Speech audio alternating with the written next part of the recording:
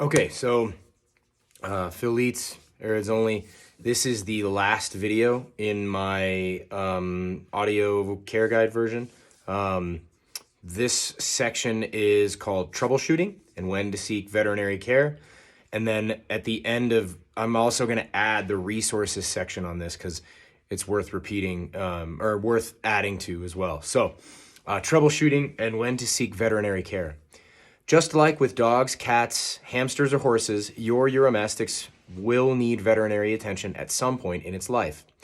While a dog or cat can tolerate visits fairly well, a Uromastyx is going to experience a great deal of stress if it has to be taken to the vet.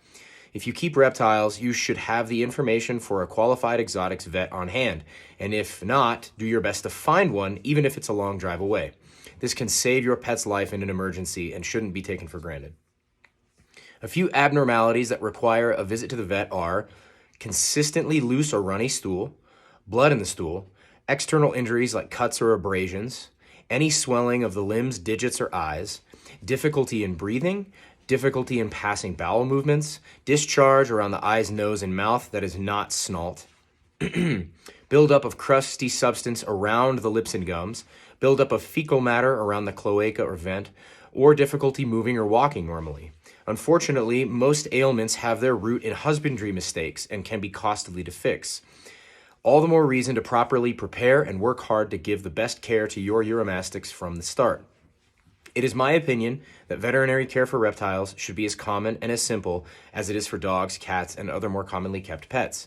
It is an unfortunate reality that some exotic veterinarians are only generally informed about reptiles and often ignorant of Uromastyx specifically. This is not to disparage any exotic veterinarian in any way. This is just an acknowledgement of the reality of the situation. Reptiles are extremely variable and different. Same thing with amphibians. And it would be impossible for any one veterinarian to be fully prepared to care for any and all reptile problems. Depending on your region, it may be difficult to even locate an exotics vet. Any vet is better than none at all. So even one that doesn't know that much about Uromastyx specifically can still be extremely helpful, especially in the case of emergencies. Most people are unfamiliar with reptilian body language and typical behavior, and sadly, Uromastyx simply can't tell us when something is going wrong. Spend a lot of time observing your lizard and get to know its habits and quirks. This will help in the future to determine if your animal may need to visit the vet. There may be cases when a vet visit is not required. Much like other animals, loose stool can be caused by temporary stress or the introduction of new foods. If your animal has loose stool once in a while, perhaps less than 3 times a month, and is otherwise behaving normally, a vet visit probably isn't necessary. Due to the high water content of the greens we feed these animals, it's also not uncommon to have normal stool with a lot of excess liquid waste combined. I often offer a little extra dry food to my Uromastyx when I see this, mostly just to make cleaning easier for me. Once you're confident and familiar with your individual Uromastyx body language and behavior, you can use your best judgment when deciding whether or not it's time to visit a vet. All right, resources. As I stated at the top of this care guide, there is more than one way to raise a happy and healthy Uromastyx. Remember that a mind is like a parachute and it only works if it's open. Never stop learning about your reptiles. Here are some research tips. Read more than one care sheet or resource article. When using the internet as a tool for research, it is important to soak up as much material as possible. Simply settling for the first care sheet that shows up on a Google search is not sufficient, especially with Uromastyx. A variety of information is important. There's quite a bit of misinformation out there. 2. Look up wild photographs of Uromastyx. Seeing the animals in their natural habitat is an amazing resource provided by photography and the internet. Utilize this tool. Number 3. Ask questions of friends and more experienced keepers and be open to suggestion and criticism. Most of us that keep Uromastyx love to talk about them and have no problem offering help with specific questions for new and soon-to-be keepers. Number 4. Be kind, courteous, and respectful to both legendary keepers and brand new enthusiasts alike. As human beings, we gain strength through community, and herpetoculture is no different. Much of what I've learned over the years has been thanks to friends near and far.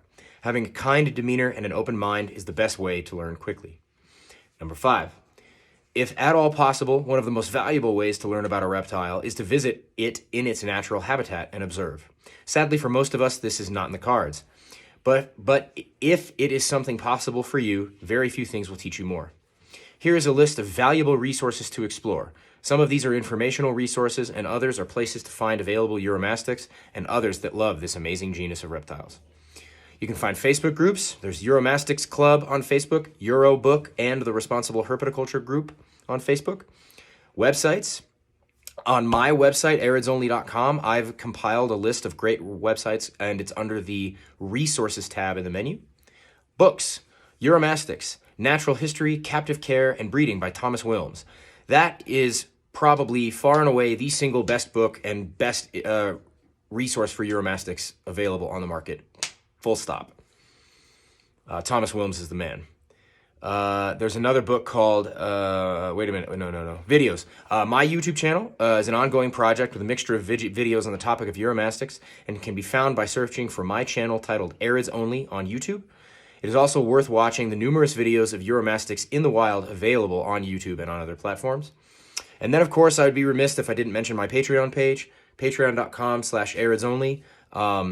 I like to just think about it as a tip, you know, like if you want to support me there, it's really, really helpful for me. It helps keep my lights on here, helps me provide good content and continue to do what I do with my animals. Anyway, thank you.